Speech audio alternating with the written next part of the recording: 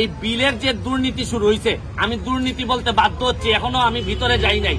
কারণ হচ্ছে কি, একই বাসায় একই মানুষের কিভাবে 1300 আর 4000 কেমনে বিল হয়, এইটা আমি দেখেন, এই বিলের কাগজ ছাড়া আমি কথা বলতে চাই না। জোট সরকারের সময় অন্ধকারে 17 ঘন্টা ছিলেন, উনি বিদ্যুতের দামের কথা বলেন। মাননীয় সংসদ সদস্য, আপনার স্পিকারের মাধ্যমে আমি জানতে চাই তার কাছে, উনি ভুলে গেছেন। আরে অন্ধকারে থাকার যে কষ্ট, আরে সেই কষ্টের কথা বলেন। মাননীয় স্পিকার, আপনার কাছে অনুরোধ করি, আল্লাহর হস্তে সংসদ সদস্যরা বিদ্যুৎ জ্বালানি নিয়ে কথা বলেন না। আমি জানি না কোন মুখে আপনারা কথা বলার সাহস করেন, হয়তো লজ্জা শরমের অধিকার আপনাদের মধ্যে নাই।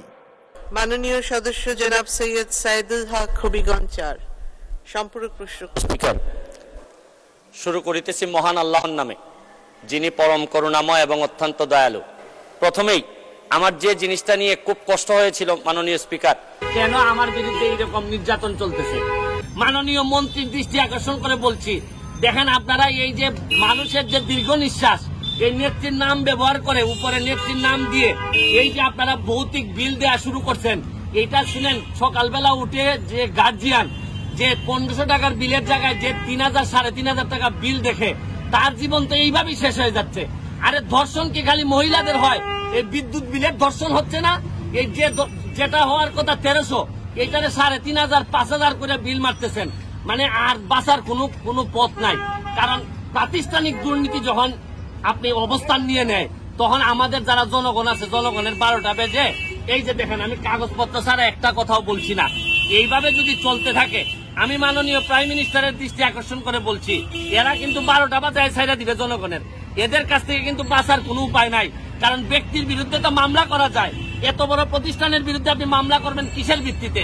আমি বলবো যে এখনো সময় আছে, এটা চেক করেন।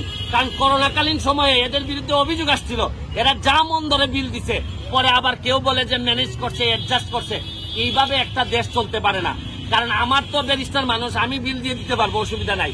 কিন্তু যারা নিরীহ নির্যাতিত, যারা এই অফিসে চাকরি করে, এরা তো বিল দিতে কষ্ট হবে। হয়তো এরা অফিসে চাকরি করে বলে পক্ষে বলতে চায়, কিন্তু আমি শুধু বলতে চাই, এইটার ব্যবস্থা গ্রহণ করেন, নাইলে মানুষের দীর্ঘ নিঃশ্বাসে কোনোদিন সোনার বাংলা, বঙ্গবন্ধু সোনার বাংলা হবে না। আমার এটা হচ্ছে গিয়ে সেপ্টেম্বর মাসের বিল। আমার এক একটা বিল, এই মাসে বিল আসছে হচ্ছে গিয়ে 3300, এর আগের মাসে আসছে 1300, এর আগের মাসে আসছে 270। এর মানে হচ্ছে গিয়ে নিশ্চয়ই কোন একটা ঝামেলা হয়েছে, নাইলে আমার ছেলেও নাই, মেয়েও নাই, বউ বাচ্চা কেউই নাই, আমি একা থাকি আমার পিএস নিয়ে বাসায়। আমার বাসায় কেন হঠাৎ করে 1500 আর হঠাৎ করে 3000 বিল আসবে? কারণ বাংলাদেশের, এটা শুধু আমার কথা না, এটা সারা বাংলাদেশের বিভিন্ন জায়গায় যেভাবে এই বিলের যে দুর্নীতি শুরু হয়েছে, আমি দুর্নীতি বলতে বাধ্য হচ্ছি, এখনো আমি ভিতরে যাই নাই। কারণ হচ্ছে কি, একই বাসায় একই মানুষের কিভাবে 1300 আর 4000 কেমনে বিল হয়, এইটা আমি দেখেন, এই বিলের কাগজ ছাড়া আমি কথা বলতে চাই না। কাগজ আমার কাছে 5 মাসের কাগজ জমা হয়েছে, এই জন্য আপনাদের সামনে দুইটা কথা বলতে চাই। আবার কত বড় দেখেন, শেখ হাসিনার উদ্যোগ, ঘরে ঘরে বিদ্যুৎ, শেখ হাসিনার নাম ব্যবহার করে এরা এই বাটপারি শুরু করছে। এই করোনাকালীন সময়ে আমি বাসায় ছিলাম না, আমি আমার গ্রামের বাড়ি ছিলাম।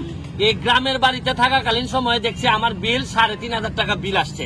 এর মানে ভৌতিক বিল। এরা এখন প্রাতিষ্ঠানিক দুর্নীতি শুরু করছে। আরে ব্যক্তির বিরুদ্ধে তো কথা বলা যায়, এই এত বড় প্রতিষ্ঠানের বিরুদ্ধে কথা বলবেন আপনি কিভাবে? কার বিরুদ্ধে কথা বলবেন? আমরা তো নড়াচড়ার কোনো সুযোগ নাই, সব বিরোধী দল এবং স্বতন্ত্র উনার চোখের সামনে পড়ে গেছে। আমরা সংসদের বাইরেও নড়তে পারবো না, ভিতরেও পারতেছি না।